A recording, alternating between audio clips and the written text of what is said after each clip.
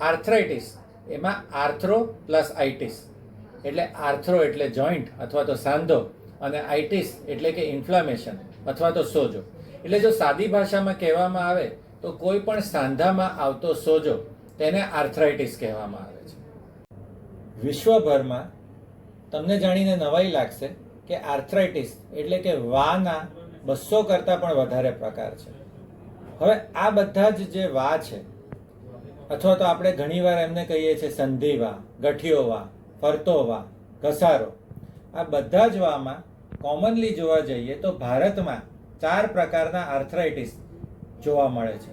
જેમાં સૌથી પહેલા છે રૂમેટોઇડ આર્થરાઇટિસ એટલે કે સંધિવા, પછી બીજા નંબર પર આવે ગાઉટ એટલે કે ગઠિયોવા, ત્રીજા નંબર પર આવે ઓસ્ટિયો આર્થરાઇટિસ એટલે કે ઉંમરના હિસાબે સાંધાની ગાદીમાં લાગુ પડતો ઘસારો, અને ચોથા નંબર પર પોસ્ટ ટ્રોમેટિક આર્થરાઇટિસ એટલે કે જોઈન્ટમાં ઈજા થાય અથવા તો ફ્રેક્ચર થાય એના પછી લાગુ પડતો ઘસારો.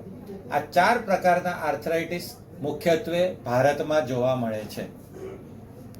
આર્થરાઇટિસ જ્યારે કોઈ પણ વ્યક્તિને થાય છે ત્યારે જે તે દર્દીને અમુક સાંધામાં દુખાવો થાવ, સાંધામાં સોજો આવો, સાંધાની અંદર પાણી ભરાવું, સાંધાનું હલનચલન ઓછું થઈ જાવ, સાંધામાંથી કટ પ્રકારનો અવાજ આવો, હાથ કે પગના સાંધા ત્રાંસા થઈ જવા. આર્થરાઇટિસને કારણે અથવા તો ઘસારાને કારણે રાતની ઊંઘ બગડવી અને દિનચર્યામાં આવતા જે બધા કામ હોય તે કામ કરવામાં તકલીફ પડવી, આ બધા પ્રકારના લક્ષણોથી દર્દી પીડિત થાય છે. જ્યારે કોઈ પણ દર્દીને આમાંથી કોઈ પણ પ્રકારના લક્ષણો ઓછા વત્તા અંશે જોવા મળતા હોય ત્યારે મારી દરેક દર્દીને એવી વિનમ્ર સલાહ છે કે તેમણે કોઈ પણ પ્રકારના અખતરા કર્યા વગર જે તે પ્રકારના ડોક્ટરને દેખાડવા જવું જોઈએ. ત્યારે કોઈ પણ દર્દી ડોક્ટર પાસે જાય છે ત્યારે ડોક્ટર તે દર્દીને પ્રાથમિક રીતે તપાસ્યા પછી અમુક પ્રકારના એક્સરેસ અને લોહીના રિપોર્ટ કરાવીને નક્કી કરે છે અને એ તારણ પર પહોંચે છે કે આ દર્દી આ પ્રકારના આર્થરાઇટિસથી પીડિત છે. હવે આપણા સૌના મનમાં ઘણીવાર એવી જ એક છાપ ઊભી થયેલી છે કે કોઈ પણ પ્રકારનો આર્થરાઇટિસ થાય તો એ મટવો શક્ય જ નથી, અથવા તો દરેક પ્રકારના આર્થરાઇટિસમાં ઓપરેશન જ આવે છે. તો આ જે એક સળગતો સવાલ છે તેનો જવાબ હું તમને આના પછીના વિડીયોમાં આપીશ. આર્થરાઇટિસની સારવાર જાણતા પહેલા આપણે એક ક્લેરિટી ચોક્કસપણે મેળવવી જોઈએ કે આર્થરાઇટિસ એક એવો રોગ છે કે જે બીપી, ડાયાબિટીસ, કોલેસ્ટ્રોલ કે થાઇરોઇડ જેવા રોગ છે કે જેમાં દર્દીને એકવાર આર્થરાઇટિસ થઈ જાય તો કાયમી ધોરણે તેના શરીરમાંથી આર્થરાઇટિસ રિમૂવ કરી શકાતું નથી અથવા તો નીકળી જતું નથી.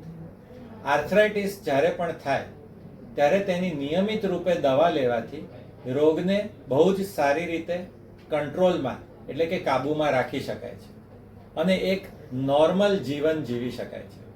હવે સૌપ્રથમ તો આપણે સમજીએ કે જ્યારે કોઈ પણ પ્રકારના આર્થરાઇટિસનું નિદાન દર્દીમાં થાય છે ત્યારે તેને કેટેગરી નક્કી કરવામાં આવે છે કે દર્દીને રૂમેટોઇડ આર્થરાઇટિસ છે, ગાઉટ એટલે કે ગઠિયોવા છે કે ઓસ્ટિયો આર્થરાઇટિસ એટલે કે ઉંમરના હિસાબે ઘસારો છે. જ્યારે રોગનું નિદાન થઈ જાય પછી તેની સારવાર ચાલુ થાય. સારવારમાં સૌપ્રથમ પગથિયું છે દવાઓ. દવા ગોળીમાં ડિઝીઝ મોડિફાઈંગ એન્ટી રૂમેટોઇડ ડ્રગ્સ એટલે કે DMARDs, ઘસારો અથવા તો વા ધીમો પડી શકે એવી દવાઓ અને એન્ટી ઇન્ફ્લેમેટરી મેડિસિન્સથી દર્દીને વાના શરૂઆતના તબક્કામાં ખૂબ જ ફાયદો થતો હોય છે.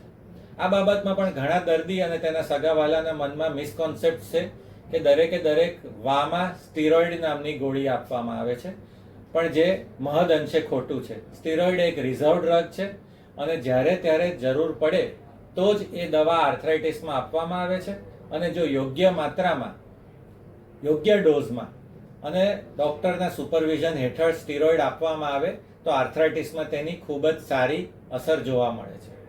Disease modifying drugs, steroids, anti inflammatory મેડિસિન્સથી રોગ ઘણા ખરા અંશે કાબૂમાં આવી જાય છે.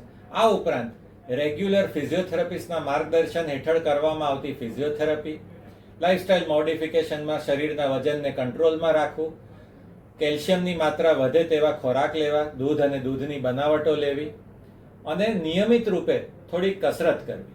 આ બધું કરવાથી આર્થરાઇટિસ પર મહદ અંશે કંટ્રોલ મેળવી શકાય છે. જો આ બધા મેજર્સ કામ ન કરે અથવા તો ફેલ થઈ જાય તો ત્યારે આના પછીનો તબક્કો કે જેમાં જે તે સૌથી વધુ અસરગ્રસ્ત સાંધો હોય તેની અંદર ઇન્જેક્શન લેવા અથવા તો શરીરમાં અમુક પ્રકારના બાયોલોજિક્સ જેને કહેવાય તેવા પ્રકારના ઇન્જેક્શન આપી અને આર્થરાઇટિસને કાબૂ કરી શકાય છે. અને જ્યારે આ બધા જ મેજર્સ ફેલ થાય અને સાંધો સંપૂર્ણપણે જ્યારે નાશ પામે, આર્થરાઇટિસ ચોથા તબક્કામાં જ્યારે પહોંચી જાય ત્યારે જે તે દર્દીને ઓપરેશન એટલે કે શસ્ત્રક્રિયા કરી અને હર હંમેશ માટે સાજા કરી શકાય છે.